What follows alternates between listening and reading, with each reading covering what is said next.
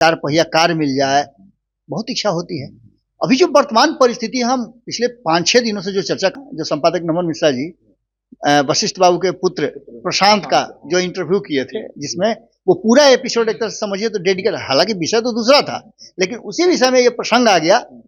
उन्होंने जब बात में बताया कि राम मांझी ने जो चर्चा शुरू की है, उन्होंने इस चर्चा को 18 तारीख से शुरू किया था। पहला 16 तारीख को, फिर 18 तारीख को, उसके बाद से धीरे धीरे करके वो 3 राउंड में सीट शेयरिंग का चर्चा की है। नोरमा ग्रुप, जो सोचता है वो करता है, आपके अपने सपनों का आशियाना।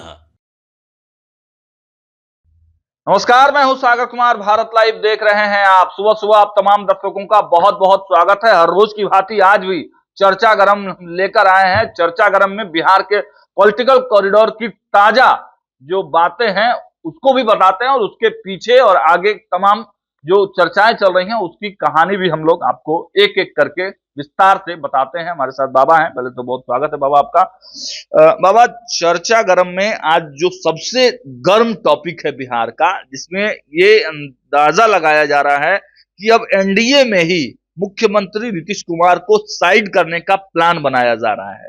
चाहे वो उपेंद्र कुशवाहा की बात कर लें, चाहे भाजपा का जो महाराष्ट्र वाला एंगल है उसकी बात कर लें, या फिर मांझी जिस प्रकार से हमलावर हो रहे हैं, चिराग पासवान तेवर दिखा रहे हैं।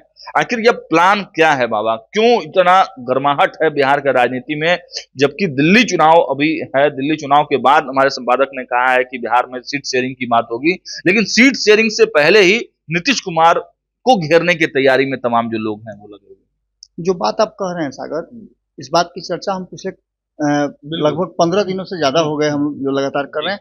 मान के चलिए कि 1 महीना का लगभग हो गया। ये वही दिन था जिस दिन आज से 2 साल पहले, जिस दिन हम लोग चर्चा शुरू किए थे, उससे 2 साल पहले एक और घटना घटी थी, 29 दिसंबर को ही।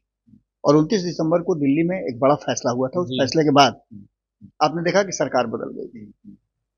ये बातें अक्सर होते रहती हैं, और हर साल कुछ न कुछ ऐसा होता है, हर आने वाले साल पे, कि राजनीतिक उथल पुथल होते रहती है। रहा सवाल नीतीश कुमार का, तो देखिए नीतीश कुमार के साथ सबसे बड़ी जो बात क्या है ना, कि सारी जितनी भी बातें आप कर लीजिए, उन सभी बातों में सबसे जो कॉमन बात है वो ये है कि नीतीश कुमार की कुर्सी। सबको नीतीश कुमार से मतलब नहीं है, नीतीश कुमार की कुर्सी से मतलब है। और वो कुर्सी नीतीश कुमार कहीं किसी को दे ना दें, इस डर में सभी हैं। और इसको लेकर के भारतीय जनता पार्टी ने जो पहल की है, उसके साथ साथ सभी को यह बात एहसास हो गया है कि नीतीश कुमार इस तरह का फैसला करते रहे हैं, कभी किसी का अधिकार लेकर के किसी को देते रहे हैं। इससे पहले भी आपने देखा कि आरसीपी सिंह से अध्यक्ष पद छीन करके ललन सिंह को दे देते हैं, ललन सिंह से छीन करके अपने ले लेते हैं, अपने चला ही रहे हैं जब तक देखते हैं कि थोड़ा सा ज्यादा काम बढ़ गया या तबियत वेतन ठीक नहीं रह रहा है, तो कार्यकारी बना देते हैं। और हो सकता है कार्यकारी से भी छीन करके कहीं ले जाएं।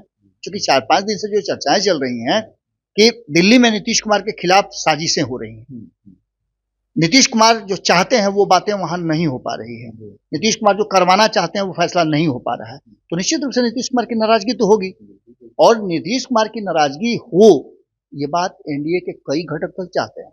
अच्छा, एक चीज हमको बताइए, जब लड़का का ब्याह होता है तो उसकी इच्छा होती है कि नहीं, कि अधिक से अधिक हमको कुछ मिल जाए। हाँ बिल्कुल, इच्छा तो होती है। सोना का सिकरी मिल जाए, बुलेट के जगह पर चार पहिया कार मिल जाए, बहुत इच्छा होती है।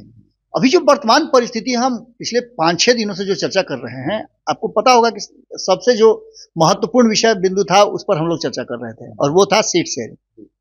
हमने दोनों ही खेमे का बताया, उसके बाद हम लोगों ने अलग अलग करके भी बताया। हम लोगों ने आधार बेस लाइन पे भी बताया कि ये बेस लाइन था, इसके आधार पर ये सीट शेयरिंग हो सकता है। उसके बाद से आपने देखा होगा सीट शेयरिंग की चर्चा शुरू हुई है। जीतन राम मांझी ने जो चर्चा शुरू की है, उन्होंने इस चर्चा को 18 तारीख से शुरू किया था। पहला 16 तारीख को, फिर 18 तारीख को, उसके बाद से धीरे धीरे करके वो 3 राउंड में सीट शेयरिंग का चर्चा की है। उसके बाद से एक सगुफा छूटा, चर्चा शुरू हो गई। उपेंद्र कुशवाहा के बारे में कहा जा रहा था कि वो चुप्पी साधे हुए हैं। यहां तक कि आपने देखा होगा कि जैसे ही दूसरा जो एपिसोड हम लोगों ने चलाया था, नीतीश कुमार के उत्तराधिकारी वाला, जिसमें हमने निशांत का नाम सामने लाया था, उसके बाद बेचैनी और लोगों की बढ़ी, तेजस्वी यादव की भाषा बदली। आपको याद होगा कि अपने यहाँ जो संपादक नमन मिश्रा जी वशिष्ठ बाबू के पुत्र प्रशांत का जो इंटरव्यू किए थे, जिसमें वो पूरा एपिसोड एक तरह से समझिए तो डेडिकेट, हालांकि विषय तो दूसरा था, लेकिन उसी विषय में ये प्रसंग आ गया। उन्होंने जब बात में बताया कि निशांत तो मेरा अच्छा मित्र है, छोटा भाई की तरह है, तो उत्सुकता निश्चित रूप से जागती है। और उसी जागी हुई उत्सुकता ने वो पूरा एपिसोड ही नीतीश के उत्तराधिकारी और निशांत और नीतीश के संबंधों को लेकर के, समाजवाद को लेकर के हो गया, और उसने इतना इफेक्ट किया कि उसके दूसरे ही दिन से आप देखिएगा, आप रिकॉर्ड निकाल लीजिए, मैं ये दावा करता हूं कि उसके दूसरे दिन से तेजस्वी यादव का भाषा बदल गया। तेजस्वी यादव नीतीश कुमार पर जो हमला करने से डरते थे, वो सीधे हमला करने लगे, क्योंकि अब तो जब बंटवारा होगा, हमारा हिस्से नहीं मिलेगा, तो हम तो लाठी पहना चलेबे न करेंगे। और तेज प्रताप यादव ने जिस प्रकार हमला किया हमारे ही कैमरे पे, इसके बाद एक परिवार का एक हिस्सा जो है वो बिहार के लोगों को ये बताने में लगा था कि नहीं, सब कुछ सामान्य है, हम नीतीश जी के साथ हैं। इस बीच में आपने ये भी सुना होगा कि नीतीश कुमार से मुलाकात की भी बात चल रही थी। उसके बाद आपने चिराग पासवान का भी बात सुन लिया होगा। चिराग पासवान भी नीतीश कुमार को लेकर के कटघरे में खड़ा कर रहे हैं, तो उनके फैसले पर सवाल खड़े कर रहे हैं, बीपीएससी पर सवाल खड़ा हो रहा है।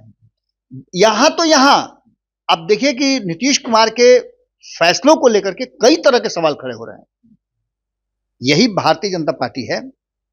आपको याद होगा कि 2022 में नीतीश कुमार जब भारतीय जनता पार्टी से अलग नहीं हुए थे, तो नीतीश कुमार के प्रशासन को लेकर के, नीतीश कुमार के सुशासन को लेकर के खुद जो उस समय प्रदेश अध्यक्ष हुआ करते थे संजय जायसवाल, उन्होंने खुद ये बात खड़ा किया था कि नीतीश कुमार प्रशासनिक रूप से असफल होते जा रहे हैं, अपराध बढ़ रहा है। और ये अपराध बढ़ना इधर भी आपको 2-3 दिन में नजर आया होगा। जिस तरह से एक बार फिर से कल की घटना जो परसों की नजर आई, उस घटना में आप बहुत कुछ समझ सकते हैं, बहुत कुछ बातों को कर सकते हैं। खैर, हम उस पर नहीं जा रहे हैं। असल बात है कि ये चर्चा का विषय क्यों बना, तो चर्चा का विषय इसलिए बना कि जिस व्यक्ति के बारे में हम लोग कह रहे थे कि वो चुप्पी साधे हुए हैं, कुछ नहीं बोल रहे हैं, उन्होंने बोला तो बड़ा बम फोड़ दिया है ना। इतना बड़ा बम फोड़ दिए, और बम फोड़ने के साथ साथ उपेंद्र कुशवाहा की बात कर रहा हूं, इतना बड़ा बम फोड़ दिए कि उन्होंने एक तरह से समझिए तो जो बीत गया था उसको फिर से वापस ला दिया। बिल्कुल, बड़ी बातें कल कही हैं। कल तो मैं कार्यक्रम में मौजूद था बाबा, बड़ी बातें वहां कह रहे थे वो। मैंने उससे पहले जो रामेश्वर महतो हैं, रामेश्वर महतो को लेकर के भी हमने कई बातें की। रामेश्वर महतो से हमारी बातचीत भी हुई। बातचीत के दौरान जो बातें सामने आई, मैंने पहले भी बताया है कि रामेश्वर महतो भले ही चाहे जिस पार्टी में, जिस दल में चले जाएं, लेकिन नीतीश कुमार का जिस तरह से वो सम्मान करते हैं, वो सम्मान उनका जारी रहेगा। कल भी ये बात तो सिंपल सी बात है कि रामेश्वर महतो के जाने से जदयू के भविष्य या फिर नीतीश कुमार के रिश्तों में कोई अंतर नहीं आ रहा है, लेकिन जनता दल यूनाइटेड के भीतर एक बड़ा अंतर पैदा हो रहा है। अंतर यह पैदा हो रहा है कि जो कुशवाहा समाज अपने लिए कोई स्पेस खोज रहा था, वहां कहीं ना कहीं रामेश्वर महतो जाकर के एक स्पेस बना दिए।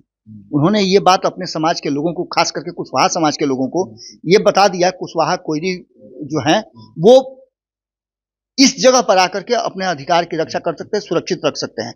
और नीतीश कुमार के विकल्प के रूप में उन्होंने जैसे ही कहा कि सबसे आइकॉन अगर कोई है तो यहाँ सामने है उपेंद्र कुशवाहा है, इनमें उनकी छवि हम देखते हैं, तो ये बातें भी काफी इफेक्ट करती हैं। इसके अलावे आप देख रहे होंगे कि उन्होंने कई लोगों को, कई इंटरव्यूज मैंने उनके देखे हैं, बयानों में मैंने देखा है, उन्होंने सारे कुशवाहा समाज को, सारे कोयरी समाज को आह्वान किया है कि आइए आप एक मंच पे हमारे साथ आ जाइए। दूसरी सबसे महत्वपूर्ण बात कि ये स्ट्रेटजी चूंकि दिल्ली से होते हुए सीधे पटना पहुंचे उपेंद्र कुशवाहा, और पटना पहुंचने के बाद जो सबसे पहला काम उन्होंने किया था, जिसकी चर्चा हम पहले भी कर चुके हैं, कि वो जाते हैं वशिष्ठ नारायण सिंह से मिलते हैं। उस वशिष्ठ नारायण सिंह से जिनको एक दिन पहले नीतीश कुमार ऐसे हाथ पकड़ करके और महाराणा प्रताप वाले कार्यक्रम में लेके जाते हैं, ये वही वशिष्ठ नारायण सिंह हैं जिस वशिष्ठ नारायण के पुत्र ने आज से 15 दिन पहले उनके पुत्र के राजनीति में आने की वकालत की, और वकालत ही नहीं किया, उन्होंने साफ कहा कि नीतीश कुमार का मतलब है जदयू, और नीतीश नहीं तो जदयू नहीं। बिल्कुल। इस पूरी कहानी का अगर प्लॉटिंग आप देखेंगे तो गोतिया को हिस्सा बढ़ता है कि गांव वाले को बढ़ता है? गोतिया को बढ़ता है। गोतिया कौन है? उपेंद्र कुशवाहा है। क्योंकि लौकुश समीकरण में जो त्रिवेणी संगम की हम बात करते हैं, भले ही उपेंद्र कुशवाहा ने ये बात नहीं कहा हो, उनको कहना चाहिए था। लेकिन रामेश्वर महतो ने कहा है, हाँ। स्पष्ट रूप से कहा है, मंच से उन्होंने कहा है जी। कि अब तो बारी है कुशवाहा समाज की, उपेंद्र कुशवाहा निश्चित को मुख्यमंत्री के चेहरे के तौर पर प्रोजेक्ट किया जाए। निश्चित रूप से ये जो पूरा एपिसोड है, इस एपिसोड में वो त्रिवेणी संगम की ही चर्चा हो रही थी।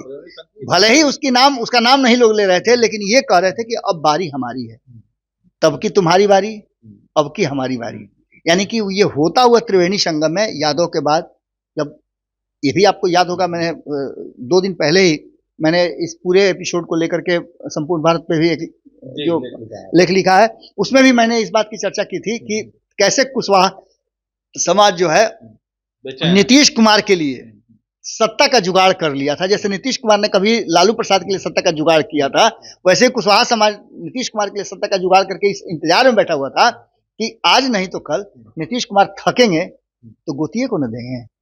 लेकिन नीतीश कुमार का बीच में अचानक से नाम आ जाना, निशांत का, और ये नीतीश कुमार के लिए जरूरी है। बाकी राजनीति के लिए किसके लिए क्या होता है वो नहीं जानते हैं, लेकिन पार्टी हित में, नीतीश कुमार के हित में, और खास करके इस गठबंधन के हित में, बिहार के हित में भी आप इसको कह सकते हैं कि अगर ये पार्टी समाप्त हो जाती है तो एक आप समझिएगा कि जो लोगों के भीतर विश्वास है, और लोग ये जानते हैं कि परिवारवादी पार्टी हो जाती है, परिवार का कोई नहीं है तो पार्टी समाप्त हो जाती है, ये जो परसेप्शन चला रहा है वो परसेप्शन फिर से एक बार पक्का हो सकता है। खैर, इन सारी बातों के साथ साथ अब आप आइए जगह पे।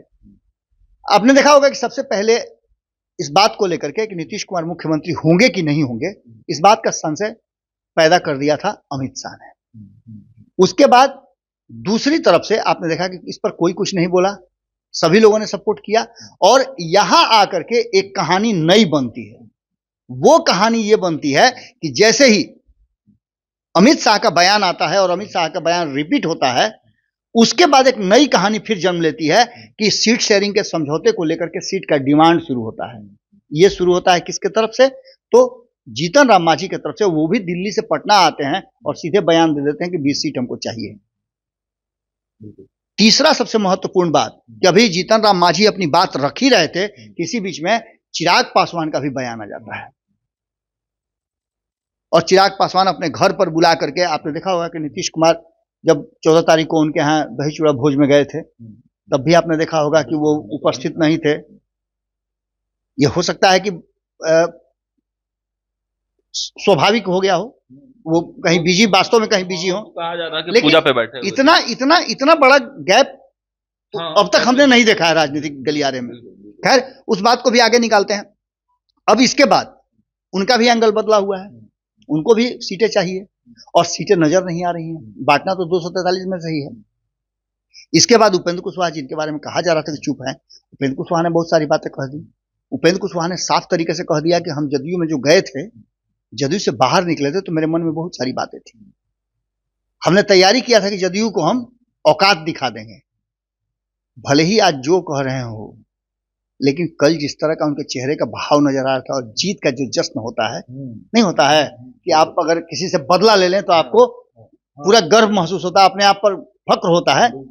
रामेश्वर महतो ऐसा नहीं है। रामेश्वर महतो दोनों के बीच की एक कड़ी थे, नीतीश कुमार और उपेंद्र कुशवाहा के बीच की।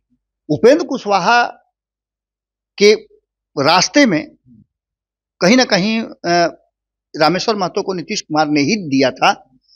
ऐसे कई लोग हैं, मैं कई लोगों को जानता हूं जो कुशवाहा समाज से आते हैं, और उपेंद्र कुशवाहा जब जदयू में गए थे तो उन लोगों को एक काम दिया गया था कि आप इनको लेकर के कुशवाहा समाज जो नाराज चल रहा है उसको ठीक कीजिए, और उस यात्रा का हिस्सा ये भी बने थे रामेश्वर महतो। इस बीच रामेश्वर महतो जदयू के प्रति वफादार थे। वफादारी उन्होंने कई बार दिखाई है, कई बार। उससे पहले भी हमारी बातचीत हुई है, जब वो एमएलसी थे, जब एमएलसी नहीं बने, उसके बाद भी उन्होंने कहा कि हम कहीं जाने वाले नहीं हैं, हम यहीं रहेंगे, हमको कहीं जाना होना नहीं है। लेकिन जो बार बार जदयू की तरफ से होता चला गया, फैसले लिए जाने लगे, और उस फैसले में नीतीश कुमार की भूमिका सिर्फ सर हिलाने की थी, क्योंकि वो मजबूर थे, कारण चाहे जो भी रहा हो। लेकिन जो फैसले कराए गए, उस फैसले में एक लॉबी काम कर रही थी, और जिससे वो नाराज थे। नीतीश कुमार चूंकि अपने स्तर पर फैसला लेने के लिए जाने जाते हैं, चाहे वो उधर दूसरे खेमे में जाने की बात हो, एनडीए छोड़ करके महागठबंधन की तरफ जाने की बात हो, या महागठबंधन छोड़कर फिर एनडीए में आने की बात हो, इन सब बातों से कहीं ना कहीं ये पूरा लॉबी जो उपेंद्र कुशवाहा वाला है, रामेश्वर महतो वाला है, ये नीतीश कुमार से चूंकि प्यार करता है या उनका सम्मान करता है, तो इन लोगों को ऐसा लग रहा था, जो मेरी बातचीत हुई है मैं उसके आधार पर बता रहा हूं, बाकी तो आप बताइएगा कि कल क्या क्या इन लोगों ने कहा, लेकिन जो मेरी बातचीत इंटरनली दोनों आदमी से हुई है, दोनों बहुत सम्मान करते हैं नीतीश कुमार का, भले ही राजनीतिक दोनों में प्रतिद्वंदिता हो सकती है, लेकिन दोनों इतना सम्मान करते हैं कि नीतीश कुमार का बार बार इधर जाना उधर जाना इन लोगों को उनकी प्रतिष्ठा के साथ खिलवाड़ नजर आ रहा था। और यही कारण है कि आपने देखा होगा कि उपेंद्र कुशवाहा रहते हुए कोशिश कर रहे थे कि ऐसा नहीं हो।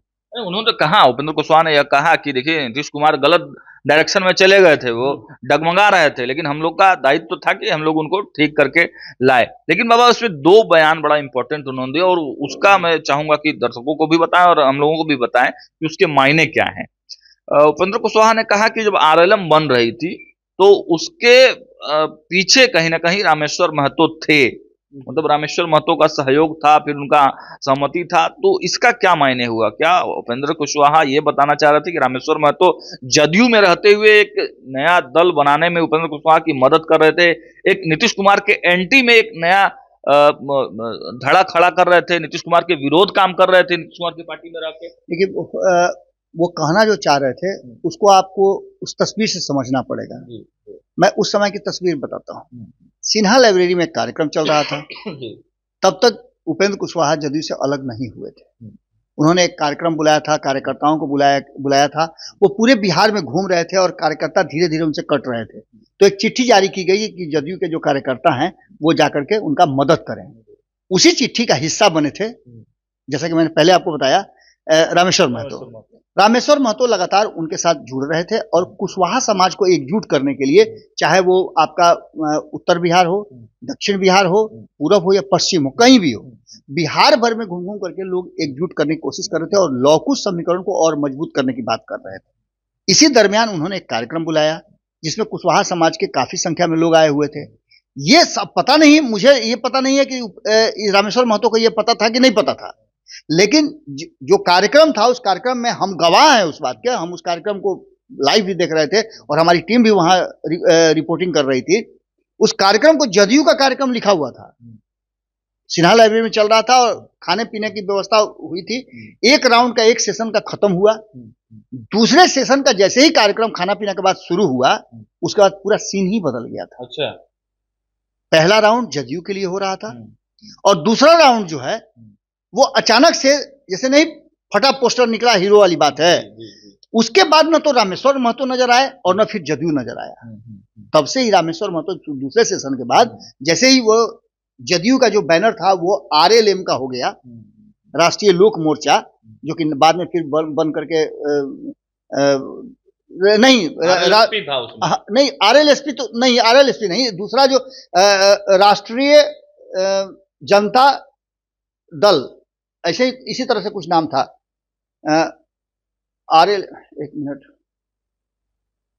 आरएलजेडी, राष्ट्रीय लोक जनता दल, याद आ गया मुझे, राष्ट्रीय लोक जनता दल था और राष्ट्रीय लोक जनता दल का एक पोस्टर आ गया और वहां जदयू अलग हो गया, तालियां बजने लगी और कहा गया कि आज से हमारी ये पार्टी है और हम जदयू से बाहर हो गए।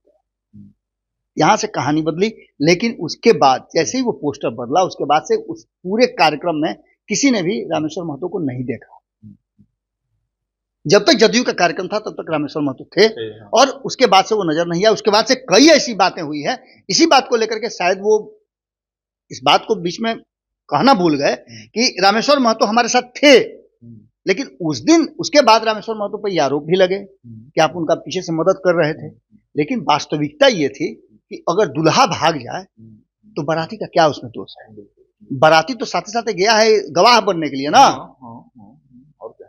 बाराती का काम थोड़ा है कि दुल्हा को पगहा में बांध करके रख ले रहे कि भागिए मत रहे, पता हो तब ना कि भागेगा। अचानक से ये सारी परिस्थितियां हो गई। खैर, उपेंद्र कुशवाहा ने जो बातें कही उसका लब्बो लुआब यही था कि वो हमारे साथ अंतिम समय तक जब पार्टी बन रही थी तब तक थे, लेकिन पार्टी बनने के बाद थे कि नहीं थे ये बात अब कोई प्रूफ नहीं करेगा। इसके बाद कई ऐसे कार्यक्रम हुए जनता दल यूनाइटेड के जिसमें कुशवाहा समाज के लोग बैठे, उस लिस्ट से इनका नाम हटा दिया गया। इस बीच में आपको ये भी याद होगा कि जब बहुत ज्यादा ये अपने आप को अकेलापन महसूस कर रहे थे तो उन्होंने नीतीश कुमार से जाकर के आग्रह भी किया था कि ऐसा क्यों हो रहा है, पार्टी में इस तरह की बात नहीं होनी चाहिए, मैं काफी अकेला महसूस कर रहा हूं। तुरंत जो बयान आ रहे थे पार्टी के लोगों के या उन पर जो उंगली उठ रही थी, नीतीश कुमार ने इनिशिएटिव लिया और जो उमेश कुशवाहा रामेश्वर महतो को दबाव बना रहे थे, उनके ऊपर कुछ हमले कर रहे थे, उनके लोग कर रहे थे, वो प्रेस कॉन्फ्रेंस करके, यही रामेश्वर महतो हैं जिनके साथ प्रेस कॉन्फ्रेंस करने के बाद उन्होंने इस बात को कहा कि नहीं, कुछ सब कुछ ठीक ठाक है और हमारे सम्मानित नेता हैं, हमारे सम्मानित एमएलसी हैं, वगैरह वगैरह वगैरह वगैरह वगैरह वगैरह सब हुआ। उसके बाद से फिर सब कुछ ठीक ठाक हो गया। लेकिन आप जानते हैं कि एक बहुत बड़ी बात है कि आप अगर समाज की बात करते हैं, जाति की बात करते हैं, कौन जाति की बात नहीं करता है? आज के डेट में बिहार में अगर जाति की बात नहीं करते हैं तो आप नेता हैं ही नहीं। आपको अपनी जाति, खास करके सवर्णों की बात मैं नहीं कर रहा हूं, सवर्णों में एक कमी रह गई है, अभी भी कमी रह गई है, इसलिए ये पीछे भी हैं। क्योंकि सवर्ण, आप एक ब्राह्मण को देखिएगा तो दूसरे ब्राह्मण को देख करके अच्छा ये बढ़ रहा है, काटो इसका टंगरी। एक भूमिहार को देख लीजिए, दूसरा भूमिहार का अच्छा ठीक है ठीक है। एक राजपूत को देखिएगा, अभी देखिए जदयू में राजपूत वर्सेस राजपूत हो रहा है। तो ये सारी चीजें होती हैं क्योंकि बुद्धिजीवी वर्ग हैं, और बुद्धिजीवी वर्ग में सबसे बड़ा जानते हैं क्या होता है? पढ़े लिखे समाज। अब तो सब समाज पढ़े लिखे हैं, सर्व समाज में भी पढ़े लिखे लोग हैं, एक से एक माने पढ़े लिखे लोग आज देख लीजिएगा कि हर तरह का काम कर रहे हैं, बड़े बड़े पदों पे। लेकिन सवर्ण समाज जो है ना, अल्पसंख्यक समाज में आ गया है। एक तो संख्या बल से, और दूसरा जो आप देख रहे हैं वो बाकी की चीजें समझ ही रहे हैं। ऐसी स्थिति में सीधी सी बात आप बता रहे हैं कि वो सबको एकजुट कर रहे थे, और ऐसी स्थिति में उनको ये कहा गया कि नहीं, सब कुछ ठीक ठाक है और रामेश्वर महतो हमारे साथ हैं। अब ये बदली हुई परिस्थिति जो आई है उसमें निश्चित रूप से रामेश्वर महतो जब उस खेमे में गए हैं तो एक बात तो मान सकते हैं आप कि ठीक है, एनडीए के सदस्य थे, एनडीए में ही गए हैं, लेकिन इसका नीतीश कुमार पर क्या असर पड़ेगा आप समझ रहे हैं ना? इससे पहले आप उठा के देख लीजिए, आरसीपी सिंह गए, उसके बाद सुहेली मेहता गई, रणवीर नंदन गए, कई प्रोफेसर हैं वो वहां से छोड़े, आरसीपी सिंह की पूरी टीम वहां चली गई। तो ये सब कुछ जो है आप देख रहे हो कि धीरे धीरे टूट रहा है। अब रामेश्वर महतो जब गए हैं तो ये कहीं ना कहीं प्रूफ तो हो रहा है ना कि जो हम बार बार कहते हैं, रामेश्वर महतो कह दे कि नहीं नहीं कोई कब्रगाह नहीं है, नहीं नहीं जदयू में सब ठीक है, लेकिन हम तो देख रहे हैं ना, अगर सब कुछ ठीक ठाक, रामेश्वर महतो जी, उपेंद्र कुशवाहा जी, सब कुछ ठीक ठाक था तो आपने क्यों छोड़ा? आप भी तो कुशवाहा समाज से आते हैं, रामेश्वर महतो जी आप भी कुशवाहा समाज से आते हैं, कब्रगाह है जदयू। और यही वो कारण है कि इन लोगों को जब भी मौका मिलेगा, आपको याद होगा कि मैं एक बात बार बार कहता हूं कि जब भी भारतीय जनता पार्टी को कहीं भी मौका मिलेगा चीटी काटने का या पटक देने का, तो चिराग पासवान सबसे पहली लाइन में होंगे। उनको ये पता चल जाए कि हाँ पटक देंगे। उसके बाद जीतन राम मांझी चाहेंगे, उपेंद्र कुशवाहा चाहेंगे, नीतीश कुमार चाहेंगे, सब चाहेंगे कि पटक दें। वैसे ही बिहार की जब बात होगी ना, तो नीतीश कुमार को जब पटकने की बात होगी तो उपेंद्र कुशवाहा भी सबसे अगली पंक्ति में खड़ा रहेंगे, तो गोतिया को गोतिया ही पट। बिल्कुल, जीतन राम मांझी भी खड़ा रहेंगे और चिराग पासवान भी खड़ा रहेंगे। कहीं ना कहीं जो एक नेक्सस बना है और इंटरनल जो प्लानिंग चल रही है, मुझे जो लग रहा है कि इस प्लानिंग में सिर्फ उपेंद्र कुशवाहा शामिल नहीं है, जीतन राम मांझी शामिल नहीं है, चिराग पासवान शामिल नहीं है, बल्कि इसमें भारतीय जनता पार्टी भी शामिल है। और 5 पांडवों की टीम 4 की मुट्ठी के साथ एक साथ बनी हुई है। और जब मुट्ठी बांधिएगा ना आप, तो अंगूठा देखिएगा हमेशा आपको गिराते रहता है। यानी नीतीश कुमार फिर से अकेले हैं और ये चारों एकजुट हैं। नीतीश कुमार को माइनस करने की तैयारी है और सारा स्टेयरिंग एक ही आदमी के हाथ में है, सबही नचावत राम गोसाई। नहीं तो यूं आसानी थोड़े था कि नीतीश कुमार की कुर्सी पर जाकर के अमित शाह बैठ जाएं। दिल्ली में आपके घर में कोई परोजन हो, आप अपने पिताजी को पगड़ी पहना करके नहीं बारात में आगे समधी बना के ले जाइएगा, गांव घर के लेके जाइएगा, तो लोग क्या कहेगा? इसमें एक छोटा सा कमेंट हम लास्ट चाहेंगे। जदयू के बारे में आप लगातार जो चीजें बता रहे हैं, नीतीश कुमार के बारे में जो चीजें बता, प्रशांत किशोर ने भी बड़ी टिप्पणी की है। उन्होंने कहा है कि जदयू समाप्त हो जाएगी, राजद रहेगी, बाकी सब पार्टियां रहेगी, जदयू समाप्त हो जाएगी। देखिए, जदयू के समाप्त होने की बात जो कह रहे हैं, मैं उसी की बात तो कर रहा था। अगर नीतीश कुमार अपने पुत्र निशांत को लेकर के सामने नहीं आते हैं, जैसा कि अब आप कह रहे हैं, तो मैं खोल ही देता हूं वो भी राज, जो हम खबर कर रहे हैं, इसके 1-1.5 घंटे के बाद नीतीश कुमार ने एक इमरजेंसी बैठक बुलाई है अपने कार्यालय में। सारा कार्यक्रम कैंसिल करके वो पटना पहुंचे हैं और अपने कोर टीम के लोगों को बुलाया है। जहां तक मुझे पता है कि आज कोई बड़ा फैसला होने वाला है, या फिर नीतीश कुमार वही ढाक के 3 पात एक बार फिर से लकीर पीटेंगे और अभी भी इंतजार करेंगे अपने समाजवादी विचारधारा की जो अंतिम यात्रा है वहां तक वो इंतजार करेंगे। अगर वो निशांत को लेकर नहीं आते हैं तो निश्चित रूप से मामला पेचीदा हो जाएगा और पार्टी में बहुत तरह की बातें सामने आ सकती हैं। चलिए, तो देखा आपने, बाबा ने सब कुछ आपको क्लियर कट बताया है किस प्रकार जो है वो जो भी चीजें चल रही हैं। नीतीश कुमार ने इमरजेंसी बैठक बुला ली है और देखिए कुशवाहा समाज की बेचैनी दिन पर दिन बढ़ते जा रहा है। अब देखने वाली बात यह होगी कि नीतीश कुमार को जब चारों तरफ से घेरने की तैयारी हो रही है तो नीतीश कुमार कौन सा नया प्लान बनाते हैं, कैसे नीतीश कुमार फिर से बिहार की सत्ता पर काबिज होकर मुख्यमंत्री बने रहते हैं। ये नजरें हमारी लगातार बनी हुई है। देखते रहिए भारत लाइव। बहुत बहुत धन्यवाद। आपके सपनों को हमने सजाया है, ई होम्स पैनोरमा को हमने बनाया है। ई होम्स मेरा एक सपना था जिस पे मैं पिछले 4 साल से काम कर रहा था। हमने जो बनाया है वो सबने है माना। ई होम्स पैनोरमा में हो आपका भी आशियाना। और फाइनली हमने 2021 में इस प्रोजेक्ट को लॉन्च किया। बहुत लोग अप्रिशिएट कर रहे हैं कि पूर्णिया जैसे शहर में बिहार के, एक तो बिहार की बात करें उसमें भी पूर्णिया जैसे छोटे जगह में इस तरह का लाइफस्टाइल देना, ये सुन के हम लोगों को बहुत अच्छा लगता है। ई होम्स में हमने कुछ और भी किया है, जैसे हम जिस जगह में रह रहे हैं हमारे फैमिली सिक्योर हो, उनको सिक्योरिटी का ध्यान में रखा है। आपकी सुविधा और सुरक्षा आपके लिए खास है, ये आपका विश्वास है। इसमें आर्टिफिशियल इंटेलिजेंस का 7 लेयर सिक्योरिटी का हमने इस्तेमाल किया है। लस ग्रीन कैंपस को बनाया है। यदि हमारा बाउंड्री वाल है तो वो वर्टिकल गार्डन है। ये जितनी भी फैसिलिटी होता है एक इंटरनेशनल टाउनशिप में ई होम्स है, ये हम लोग विश्वास नहीं कर पा रहे हैं। जो भी हमारे मित्र दोस्त या जो भी हमारे बाहर के बाहर आते हैं तो हम लोगों को बहुत अच्छा सुनने को मिलता है और बहुत अच्छा क्रेडिट मिल रहा है। वो सारा हमने सिर्फ एक बिल्डिंग नहीं बनाया, हमें एक बहुत अच्छा लाइफस्टाइल दिया ई होम्स में, और मेरा एक सपना था जिसको मैं आज फुलफिल होते हुए देख पा रहा हूँ। ये आपका आवास है। ई होम्स पैनोरमा में अब आपका निवास है। E homes panorama, luxurious lifestyle redefined. Panorama group, जो सोचता है वो करता है। अगर ये वीडियो पसंद आई और वह बिहार के राजनीति और बिहारियत से सरोकार रखेनी तो सब्सक्राइब बटन दबा के चैनल के सब्सक्राइब कर ली। ओजे एगो घंटी बा, ओकरा बटन दबा देला से कुल सटीक और मारक खबर रुआ मुफ्त में मिल जाई। अगर रुआ पत्रकारिता के हमनी के नया प्रयोग में सहयोग कर चाहतानी तो ज्वाइन बटन दबा दी। पेटीएम नंबर नोट कर ली 9386 816 700।